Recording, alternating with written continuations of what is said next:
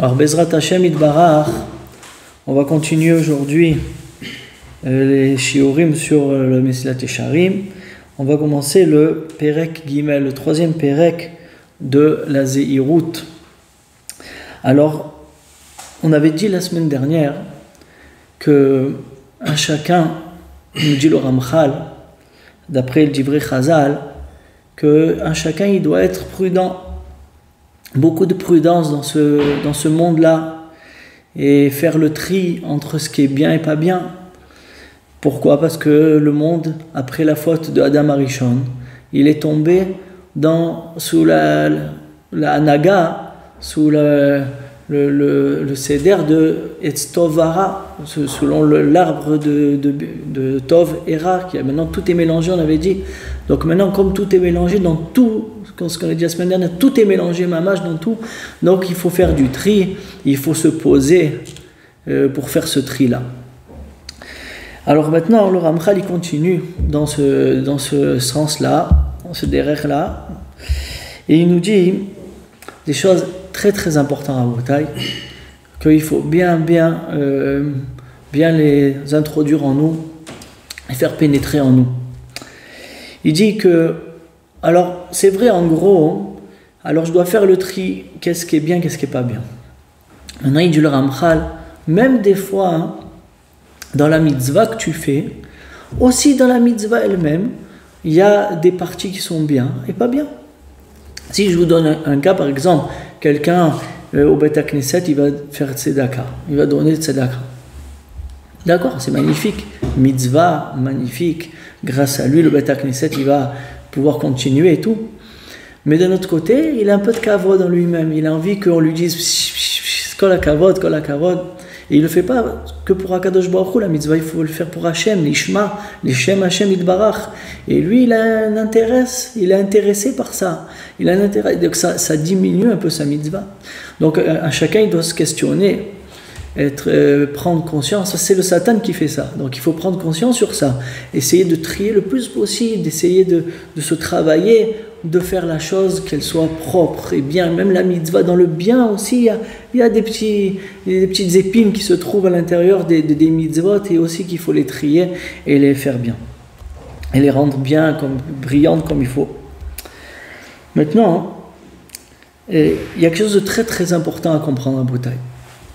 Chachamim, ils nous disent Bo'u cheshbon, bo'u nechashbon cheshbono shel olam. Et kacha omri amoshlim, ceux qui veulent conquérir, on va dire neutraliser leur yetzer hara. Alors il dit le Ramchal, ils sont obligés d'être prudents, comme on a dit la semaine dernière, mais parce qu'on est défavorisé. Pourquoi on est défavorisé ? Il dit le Ramchal, on est dans un monde vateshet rocher veilaila. Il dit ce monde-là, il ressemble à la nuit. La nuit, on peut, s'il n'y a pas du tout de lumière, on peut se tanker dans un mur. Et des fois même, le mur, on croit que ça peut être quelqu'un. Et je crois que le mur, c'est une personne, et je me tanque dans le mur. Donc ça veut dire que ce monde-là, il nous montre des choses qui ne sont pas vraies. Et que derrière ça, il y a autre chose. Il y a autre chose.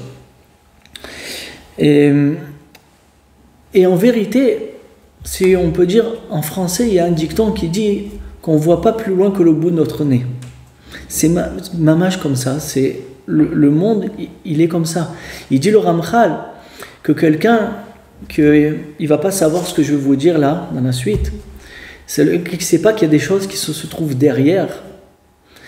Derrière toutes les choses que tu vois, il y a plein de choses qui se trouvent derrière, qui se cachent derrière. Alors c'est comme si c'était quelqu'un qui tire des fardeaux et il est avec aucun intellectuel, il n'est pas intellectuel bichlal, il cherche pas à comprendre, il tire ses bœufs, voilà. Il dit à chacun qui va dans ce monde-là sans se questionner, sans chercher, sans faire des recherches, sans s'asseoir et faire le bilan et connaître ce que Chazal il nous dévoile, comme je vais vous dire. alors Béhémet, toute sa vie, il va se retrouver dans l'ombre de la nuit. C'est vrai que c'est un peu abstrait tout ce que je vous dis, mais maintenant je vais vous les expliquer Bezrat Hashem. Premièrement, je veux donner une petite introduction très importante.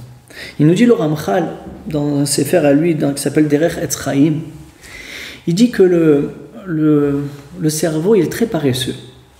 Comme ça il dit. Le cerveau est très paresseux. Ça veut dire que quand tu reçois une donnée dans ton cerveau, alors il faut en parler, il faut essayer de l'élargir. Cette donnée que tu as reçue, il faut l'élargir. Mais l'homme, il est très paresseux là-dedans. Et il dit le Ramchal, si tu élargis pas la donnée que je te donne, eh ben, elle n'a aucun impact sur toi. Ça veut dire, elle va pas t'amener aux fruits que ça devrait amener. Alors ça, je vous dis en tant qu'introduction, et vous allez comprendre ce que je veux dire. Par exemple, je vais vous dire d'où ça part tout ça. Akadosh Baruch Hu, il nous a donné une neshama. La neshama, si on enlève le corps de la neshama, on prend que la neshama, elle n'est pas limitée. Ça veut dire que la neshama, elle pourrait voir qu'est-ce qu'il y a derrière. Moi, je suis limité. Mes yeux, ils peuvent voir que ce qu'il y a devant et sur le côté. Mais la neshama, elle peut voir même ce qu'il y a derrière. Elle peut entendre ce qu'on voit. Elle peut voir ce qu'on entend. Comme il y a marqué à Arsinaï, à Yushomim et Takolot, ils entendaient les voix, ils voyaient les voix, comme ça il y a marqué dans Arsinaï là-bas, ils étaient devenus des prophètes. Pourquoi? Parce que c'est la Neshama qui avait pris le dessus. Et leur Neshama, elle voyait des choses que normalement on ne peut pas voir. Mais maintenant, ce que Kadosh Baruch Hu, il a fait, c'est que la Neshama, elle est emprisonnée par les 5 sens. Les 5 sens, ils font que maintenant elle est limitée. Maintenant, ces 5 sens-là, ils nous présentent un monde comme on le voit aujourd'hui. Mais en vérité, il y a derrière ce monde-là énormément de choses que si j'avais pris conscience de ce qui se cache derrière ce monde-là, qui est ce monde-là et c'est la nuit, si j'avais éclairé cette nuit-là, j'aurais vu des choses atsumim qui m'auraient amené au but que je dois arriver. Je vais vous donner des exemples à ça. J'ai pris 3 exemples que j'ai pensés pour pouvoir expliquer cette chose-là. Par exemple, à Botaï, il y a marqué dans le Pirkei Avot, il y a marqué que un chacun, quand il fait une mitzvah, il crée un ange. Et cet ange-là, selon la qualité de la mitzvah que tu as fait, aussi ça dépendra la qualité de l'ange que tu as créé avec ta mitzvah. Ce même ange-là, il vient à Kadosh Baruch Hu, il lui dit voilà, celui-là, ce monsieur-là, il a fait cette mitzvah. J'ai été créé grâce à lui. Donne-lui des bonnes choses. Aide-le. Fais qu'il fasse des autres mitzvot. Donc, on a créé un ange. Si quelqu'un, il dit la Mishnah de Avot, il fait une avéra, au contraire, il crée un ange accusateur à lui. C'est un ange du mal. Un ange du mal a été créé par notre avéra. Et cet ange-là, il va aller chez Akadosh Baruch Hu, il va dire, cet homme-là m'a créé, punis-le. Mets-lui des bâtons dans les roues, ne le laisse pas avancer. Et toute la journée, il va chez Akadosh Baruch Hu, il dit, regarde, rappelle-toi que voilà, j'ai été créé par cet homme-là. D'accord? Et ça, c'est ce que Chazal nous dit. J'ai pensé comme ça à Botaï. Imaginez que j'aurais pas eu... Pourquoi je ne vois pas ce malheur que je crée avec ma mitzvah? Ni le bon, ni le mauvais, je ne vois rien. Pourquoi? Parce que Kadosh Baruch Hu, il a mis la neshama à l'intérieur des 5 sens. Les sens, ils ne voient pas plus que ce que Hachem il a décidé. Et Hachem, il a fait en sorte que tu ne voies pas. Maintenant, si quelqu'un il prend conscience et il sait que ce que Chazal, ils ont dit que quand je fais une mitzvah, il y a l'ange qui a été créé. Imaginez Béhémet que je l'aurais vu cet ange-là. J'aurais fait des mitzvot les plus belles qu'il peut avoir. J'aurais jamais fait une avéra, quoi. Je ferais une avéra, j'aurais vu de suite l'ange créé, l'ange noir créé. Il serait parti chez Akadosh Baruch Hu en train de m'accuser. J'aurais jamais fait une avéra. Alors qu'est-ce qui nous manque alors? Il nous manque que ce Olam Hazé, on est dans la nuit. Et on ne sait pas qu'il y a ça derrière. Mais ils sont venus, nos sages, Que eux, ils voyaient plus loin, ils voyaient avec leur neshama. Qu'est-ce qu'il y avait derrière tout ça? Ils se disent, tu sais, quand tu fais une mitzvah, il y a un ange derrière. Donc il suffit, qu'est-ce qui nous manque donc? C'est de dévoiler ce qui se trouve dans notre neshama. Notre neshama, celle qui doit prendre. Prenez par exemple Bilham. Bilham, il est parti avec son âne. Akadosh Baruch Hu, il a permis à l'âne de voir l'ange qui est venu le tuer. Et lui, Bilham, il a frappé l'âne. Pourquoi il a frappé l'ânesse? Parce qu'il ne voyait pas l'ange. Il ne voyait pas que l'ange il était là. Et après, Hachem, il a ouvert les yeux. Qu'est-ce qu'il a ouvert? Il a ouvert sa neshama pour qu'il voie l'ange. C'est ça qui s'est passé. Donc l'ange, il était là avant, mais Bilham, il ne le voyait pas. C'est bidjouk, nous, la même chose à Rabotai. En vérité, on est dans un monde où on ne voit pas plus loin que le bout de notre nez. Mais il y a des choses énormes qui se passent derrière. Mais nous, pourquoi moi je fais n'importe quoi tout le temps? Parce que je ne le vois pas. Mais écoute les Chachamim. Les Chachamim, ils t'ont dit qu'il y a ça là derrière. Et maintenant, il nous dit le Ramchal. Et c'est vrai que vous allez comprendre pourquoi j'ai dit que le Sechel, il est paresseux. Pourquoi le cerveau, le Sechel, il est paresseux? Parce que tu lui dis par exemple, voilà, tu étudies cette Mishnah de Avot, comme quoi il y a un malheur qui se fait grâce à une mitzvah, mais tu continues pas, tu dis, ah ok, c'est comme ça, mais tu avances. Mais tu fais pas, tu l'attises pas, il faut que tu penses au malheur. Il faudrait que tu t'assoies sur ce lignan et tu réfléchis à ça. Alors quand je fais une mitzvah, il y a un malhar. Ce malhar, il va chez Akadosh Baruch Hu, il faut le vivre. Il faut, comme il y a un feu, il dort comme ça, une braise qui dort, et toi tu l'attises et la flamme elle sort. Il dit le Ramchal, c'est bidjouk. La flamme elle sortira jamais si tu n'y penses pas à la chose. C'est vrai qu'on t'a donné la donnée, tu sais cette donnée-là, qu'il y a un ange qui se crée quand tu fais une mitzvah. Mais si tu n'y penses pas et tu essayes d'y penser tout le temps à ça, quand je fais une mitzvah, je fais un ange, je fais plaisir à Kadosh Baruch Hu. Cet ange-là, il me fait que je peux faire encore des mitzvot et j'en parle. Je le sors de ma bouche, je parle avec les gens. Et chaque chose que j'entends comme ça, que les sages ils nous ont dévoilé quelque chose que je ne vois pas, j'en parle. Alors là, j'attise la chose et en fait, grâce à ça, ça va m'aider à arriver à la émouna de la chose. Et bien, je vais commencer pas à voir l'ange, mais je vais savoir qu'il est là et ça va me donner des forces. Mais sinon, non.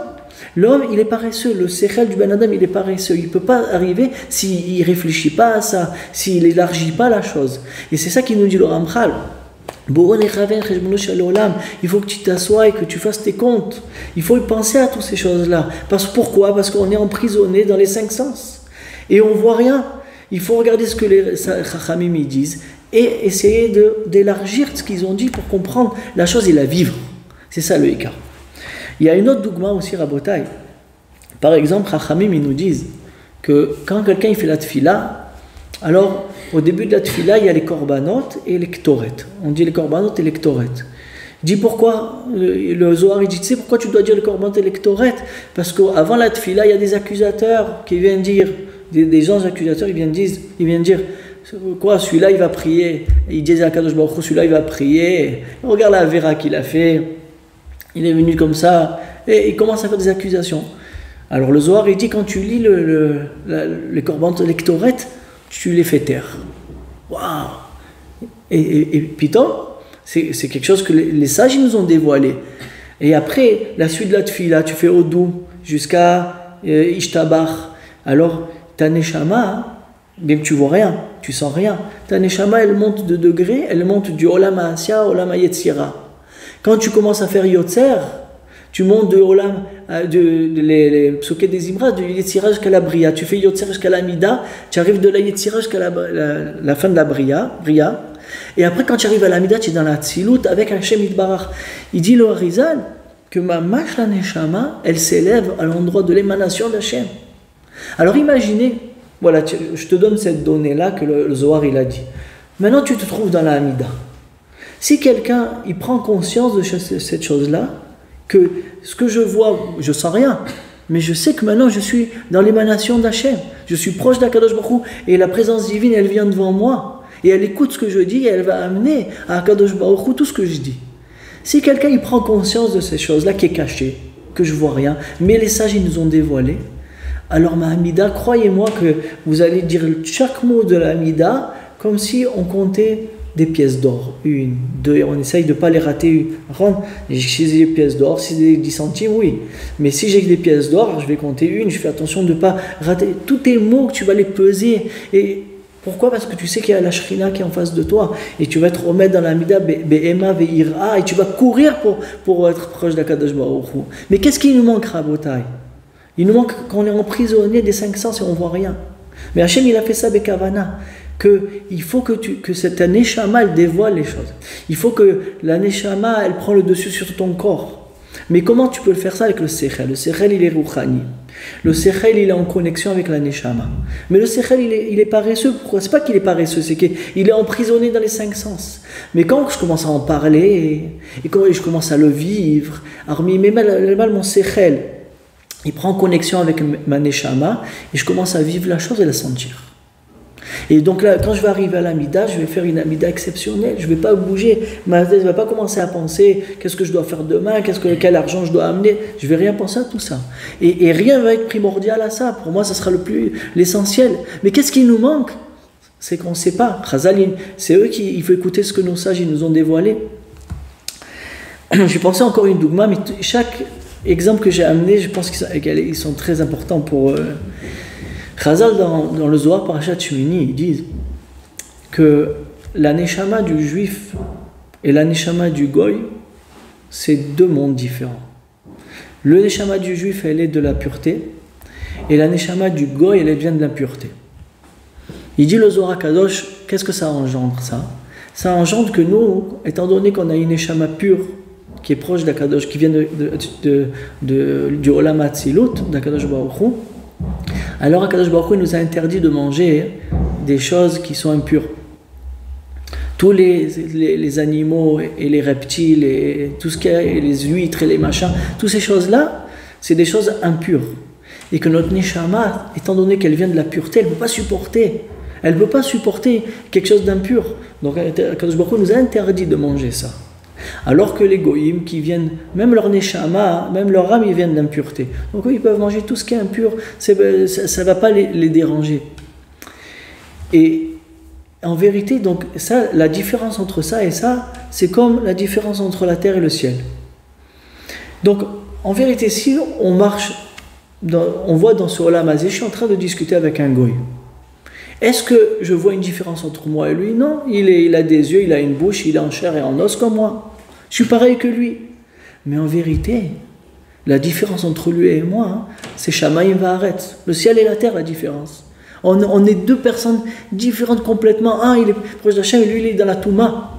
C'est 2 choses différentes. Rabbi Tzrak Blazer, Rabbi Tzrak Blazer, il disait que lui, il avait pris cette chose-là, qui a été dévoilé, que la Neshama du juif elle est beaucoup plus grande, et il a élargi, il a en parlé, et il a tellement vécu la chose, qu'il disait, Rabbi Tzrak Blazer, c'était le Talmud de Rabbi Israël Salanter, qu'il n'a jamais essayé, il a parlé, il n'a jamais vu un goy, il n'a jamais regardé un goy droit dans les yeux, alors qu'il habitait en dehors d'Israël, il n'était pas avec les juifs, il était à Salente, là-bas en Russie, je crois que c'était Salente. Il a dit, j'ai jamais regardé un goy droit dans les yeux. Pourquoi? Parce qu'un goy il est tamé, et un juif il est tahor. Et le tahor, il n'a pas de rapport avec le tamé, donc il parlait même pas, il regardait même pas le goy, il essayait de l'éviter. Ça, c'est que quelqu'un qui a pu, il a intériorisé les divrei Chazal, ce que Chazal, nos sages, ils nous ont dévoilé, mais mes yeux, ils ne le voient pas. Moi, je vois un goy, il est comme moi, il est gentil, il est mignon, il est tout. Il est bijouk la même chose, il gagne son argent, il a une femme, il a des enfants. On est les 2 pareils. Mais en vérité, on n'a aucun rapport tous les 2. C'est rien que tes yeux qui ne voient pas plus loin que le bout de ton nez qui fait que tu ne le sais pas. Et cette chose-là, elle cause que, chazvé shalom, un juif, il peut se marier avec une goya, rachman alitzlan. Tu ne sais pas qu'est-ce que tu fais quand tu fais comme ça. La brite du Yehudi, c'est le shem d'Akadosh Baruch Hu, le Yudkevavke Shakai, et que quelqu'un il le rentre dans la touma du dégoïm, chazvé chalila. Mais si un juif, il n'écoute pas ce que les sages lui disent et il n'essaye pas de l'intérioriser, d'en parler et de l'élargir, alors il va rester dans l'ombre, comme celui qui tire la charrette avec les bœufs, il n'a aucun sechel, aucune chokhma, aucun du tout. Et ça, Rabotai, je pense que la vie du juif dépend de ça.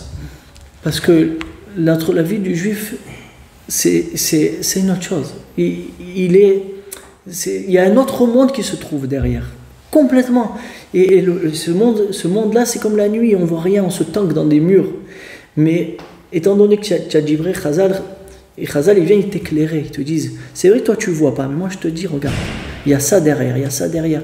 Et Bezrat Hashem, quand quelqu'un il arrive après 120 ans, on lui montre tout ça. Tu sais ce que tu as raté là? Regarde le malheur que tu as créé, on va tout lui montrer. Mais il va dire, mais j'ai pas vu. Oui, mais moi, nous les sages, on t'a dit que c'était comme ça. On t'a dit que c'est ça que c'était. Be'emunah shlema, la Torah émet, et Torah to émet. Moshe Rabbeinu, il a descendu la Torah et il nous a dévoilé qu'est-ce qu'il y a derrière tout ça. Et il y a Be'emet des grands chachamim qu'ils arrivaient à voir même. Il y avait le Oev Israël, le Rav Mibarditchov. Il y a marqué que dans l'histoire que j'avais vue, rien que pour commenter le Inyan, pour que vous compreniez, lui, il plaidait pour l'âme Israël tout le temps. Il disait à Kadosh Baruch Hu, il finissait cette fila, il allait devant le Echal et il disait à Kadosh Baruch Hu, regarde comment tes enfants ils sont bien, regarde comment ils essayent de faire ta volonté, donne-leur ce qu'ils ont besoin. Et il avait une mina que quand il finissait cette fila sur l'âme Israël, il sortait à l'extérieur du Beth HaKnesset. Et le premier juif qu'il trouvait, il le prenait, il avait beaucoup de force ce rave là, il le soulevait, il l'amenait devant le Echal, il disait à Kadosh Baruch Hu, regarde tes enfants comme ils sont beaux, comme ils sont bien. Un jour, il y avait des gens qui étaient des plaisantins. Ils ont dit, on va lui faire un coup au Rav. On va prendre un goy et on va le déguiser en juif, on va lui mettre une barbe, on va lui mettre comme c'est des péotes et tout, et on va le mettre à l'extérieur du Beth HaKnesset. Comme ça, quand le Rav il sort, il va prendre le goy, il va dire, regarde tes enfants comme ils sont. Ce qui s'est passé, ces plaisantins-là, c'est ça qu'ils ont fait. Le Rav, il a fini cette fille-là devant le Echal. Et il est sorti à l'extérieur du Beth HaKnesset pour trouver un juif, pour l'amener devant le Sefer Torah. Et il a trouvé ce déguisé là, le goy déguisé. Il a pris comme ça, il a soulevé, il l'a amené devant le Echal, il dit regarde la différence entre un goy et un juif. Regarde la différence entre un goy et un juif. Le Rav, il a senti que c'était un goy, même qu'il était déguisé comme un juif, mais c'est quelqu'un qui a une neshama et quelqu'un qui a fait que sa neshama elle prend un peu le dessus sur son corps. Alors il sent qu'est-ce que c'est un juif, il sent ce que c'est une mitzvah, qu'est-ce qu'il y a derrière une mitzvah, qu'est-ce qu'il y a derrière une fila. Mais si quelqu'un il pense à ça, Rabotai, cette fila ne sera plus la même. La bracha que tu vas faire chaque jour quand tu vas manger, si quelqu'un, il y a marqué dans le Harizal, quand quelqu'un fait une bracha, alors il fait monter une gdusha et cette gdusha elle va prendre en haut toute l'abondance et elle la fait descendre. Est-ce que chacun quand il fait une bracha il sait ça? Mais les sages, ils nous ont dévoilé que c'est comme ça. Tu fais une bracha, tu amènes une shefa dans le monde et surtout tout le monde entier. Si quelqu'un il sait ça, il va faire la bracha comme il faut. Mais le problème, il est qu'aujourd'hui, on est dans les 5 sens et on est dans l'ombre. On est dans l'ombre. Donc c'est ça qu'il nous dit le Ramchal, qu'un chacun, il faut qu'il s'assoie et qu'il prenne conscience de ce que Chazal ils ont dit. Il dit à Machal Atsoum, le Ramchal, je vais finir avec ça. Il dit par exemple, c'est comme vous savez, au temps des rois comme ça, ils faisaient des jardins et en labyrinthe. D'accord? Et le jeu, c'était d'arriver au but du labyrinthe, de trouver l'endroit. Alors, des gens, ils pouvaient rester des heures dans le labyrinthe et pas trouver finalement l'endroit où il faut arriver. Alors, il a dit le Ramchal que ce monde, il ressemble à ce labyrinthe. On va là, non, on revient sur on a essayé par là, on ne peut pas par là, on a essayé par là, on n'arrive pas au but. Mais maintenant, s'il y a quelqu'un qui est arrivé déjà au but et il te crie, tourne à droite, tourne à gauche, maintenant continue tout droit, et moi je l'écoute. Je vais arriver au but, je vais arriver au milieu, au centre où il faut arriver. Ça, c'est nos sages. Nos sages qui, eux, ils ont vu toutes les embûches du Yetzirah qu'il peut avoir. Et ils ont vu qu'est-ce qu'il y a derrière ce monde-là qui ressemble à la nuit. Et il te dit non, avance tout droit, là il y a une embûche, tourne à droite, avance un peu plus, là saute. Et Chazal, ils nous ont donné un tracé grâce à la Torah Kedosha, de dire, nous a amenés au but. Mais si on ne les écoute pas, et on n'essaye pas de comprendre ce qu'ils ont dit, on n'essaye pas d'approfondir ce que nos sages nous ont dit, on va se tanker dans le mur. Et on va être dans le labyrinthe, on ne va jamais sortir. On va tourner, et quelqu'un il sort de ce monde, une main derrière et une main devant. On dit une main devant, une main derrière, sans rien, et le Yetzirah, il a réussi à l'avoir et qu'il se retrouve sans rien du tout, et pas sans rien du tout, avec toutes les avérotes, et voilà, maintenant il faut épurer tout ça. Donc le Pitaron, il nous dit, le Ramchal, c'est d'écouter les Divrei Chazal, de s'asseoir, de faire prendre conscience avec soi-même, réfléchir. Quand tu vois quelque chose que le Rav il dit dans les shiurim, même quand les shiurim qu'on fait sur la paracha par exemple, quand il y a une nouvelle donnée, ne pas dire ah elle est jolie et avancer et continuer à la chose. Non, il faut la prendre et commencer à élargir, en parler, et si ça, comme ça, ta neshama, ton sechel, il va se connecter avec ta neshama, elle va commencer à se réveiller, elle va vivre la chose, elle va la faire selon la chose. C'est ça qui nous dit le Rambam. Et tout ça, pourquoi ? Parce qu'on est dans un monde qui ressemble à la nuit, parce qu'on est dans le Etz Tov Hara, Etz Da'at. Et si on ne prend pas conscience, on ne prend pas le Da'at, alors on n'arrivera à rien. Bezrat Hashem, pour la brachot.